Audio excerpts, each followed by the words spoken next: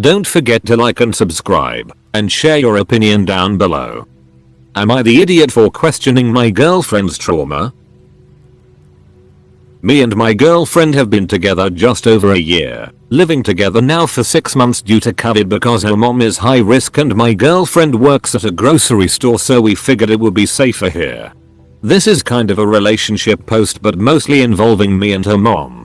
So, my girlfriend was in a past abusive relationship where she was constantly berated and led her to feel incompetent in many areas of life.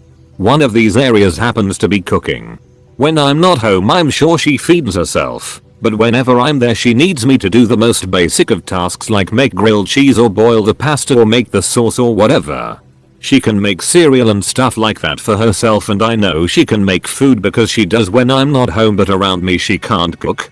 I asked her about this, and she says her ex would berate her for everything including making pasta or even microwaving things wrong, and now she has like a trauma response when she has to do cooking tasks in front of people.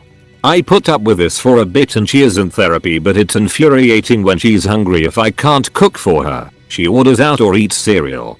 So, here's where I might be the asshole. I messaged her mom and asked her if she can cook in front of her since she apparently can't cook in front of anyone, and her mom said yes, she can in front of her, although she does have some anxiety sometimes with more complex foods, but she can do it by herself.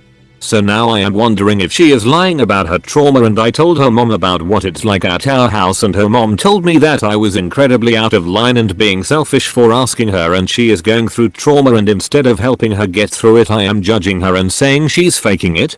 So now her mother thinks I am an idiot for asking her about this. Am I the idiot for asking her mom if she can't cook in front of her? You are the idiot. Did it ever occur to you that your partner feels less anxious around her mother than she does around the person she's been dating for barely a year? It's possible that she can cook in front of her mother and still truthfully be too anxious to cook in front of you. Given the fact that you're questioning her trauma, I imagine you might have given her reason to feel a bit anxious around you. You are the idiot. Try preparing a dish with her. Shower her in compliments along the way and praise the finished product heavily. You just need to get her out of her head enough to know that she can trust you and you won't hurt her. Remember, small steps are still steps. Make sure she knows that you are proud of her efforts. Don't allow her to diminish it or speak poorly of herself in regards to it. You are the idiot. Why do you care if she just eats some cereal? It's not worth questioning something she's going to therapy about.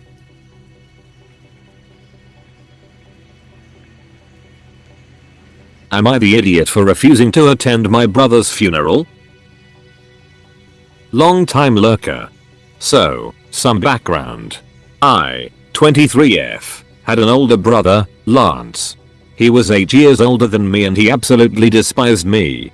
Ever since the day I was born, he hated my guts and set out to make me as miserable as possible. Reason being was because he hated having a sibling, especially a sister, and was happy being an only child. Say that he was a bully is a major understatement. Our parents initially ignored it, as they thought it was just normal sibling rivalry. But when I was 5, they finally locked onto his behavior and tried their very best to correct it. Nothing worked, though. He only got worse and worse and meaner. One incident stands out in my mind. I was 6. He locked me out of the house when there was a tornado warning. Out of all the things he's done to me, that was the worst, because there actually was a tornado on the ground and it almost hit our neighborhood. When I was 10, he graduated high school and moved out. The last thing he said to me before he left was that I was worthless and would amount to nothing. Thankfully, that was the end of his days of bullying me. In the 13 years that have passed since Lance moved out, we've only seen each other on a couple of occasions, one of which being his wedding, and he ignored me on all of them. Didn't even acknowledge my presence. He has 2 sons who I don't even know or were even introduced to. He told me that I would never amount to anything and was worthless. Well, I'm in nursing school hoping to fulfill my dream of becoming a nurse, and I have a wonderful, doting boyfriend. Well, 2 weeks ago, I got a phone call from my mom. Lance was coming home from work and he lost control of his car and wrapped it around a streetlight. By the time the ambulance got there, he was already gone. I only felt heartbroken for my parents because you should never have to bury your child, but I felt nothing towards him. I made it clear to my parents that I was not going to Lance's funeral. Not after his years of abuse. They were not happy. They begged me to go, saying that I need to be the bigger person. He's dead and can't hurt me anymore. I need to be there for them, and I don't know the pain of losing a child. I understood how they felt, but he never once apologized for all his years of abuse. Not one word of remorse or regret. They tried insisting that he was a changed person, but I stood my ground and did not go. My abuser did not deserve my grief or my presence. If he had apologized, then I might have attended, but he didn't. My parents were absolutely furious that I didn't show up and announced that they will never speak to me again, and they haven't since. My boyfriend stands by my decision, but I've been getting nothing but backlash from other family members, saying I should have just swallowed my pride and went to Lance's funeral. So am I the idiot? Not the idiot. He is gone now, you never owed him anything.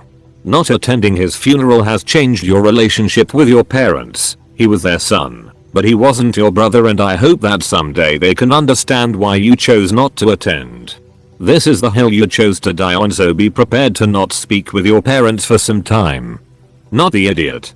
You are under no obligation to attend a funeral even of a person you deeply love, much less this guy. I pretty much only go to funerals of people I kinda liked. A loved one's corpse ain't gonna be my last memory of them.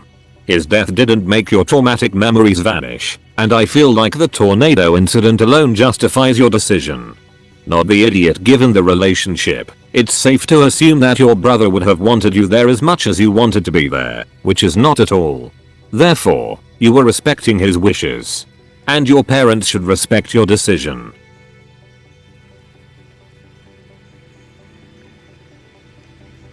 Am I the idiot for telling my husband's sister I can't help her with her kids since I'm failing my kids? I have 3 sons with my husband, 12, 10 and 9. My mom died when I was 8 and I had to step up and raise my sister, who was 2 days old when our mom died, because our dad was a neglectful deadbeat who only cared about one thing. So, to say I have experience is an understatement. My husband's sister knows my past but did not feel like I was doing a good job with the boys. She said I was too used to parenting a girl and I had no idea how to parent a boy. She said this because my goal was to teach my boys to be kind, to be open and honest with their feelings, and to be good, respectful people. Some people might see it as I was trying to make them more feminine, but you know what? If my boys can be healthy and non-aggressive, then I will consider myself having done a good job.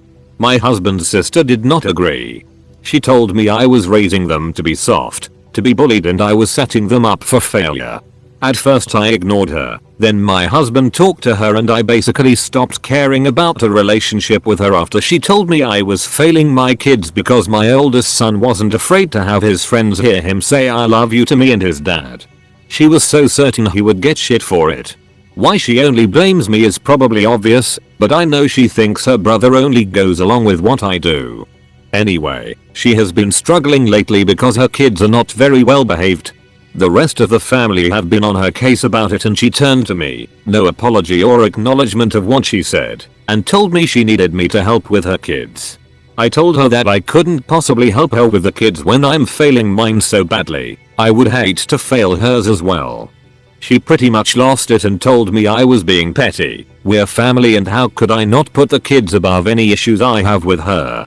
I told her she had called me a bad parent and I was not going to help her out when she has never apologized or acknowledged that she was wrong. To which she told me again I was petty and should be willing to help her. Am I the idiot? Not the idiot. Sounds like she was feeling insecure about her own parenting and shortcomings and looking for ways to undermine yours and your choices. Not the idiot. I mean the hypocrisy, but also it's not your responsibility and she already says she doesn't like how you're raising your children. She will blame you for her children changing and or any mistake they make after you involve yourself. That would be too much for me. Not the idiot. She hates your parenting style but now suddenly wants your help because her parenting style didn't work. Absolutely not your issue.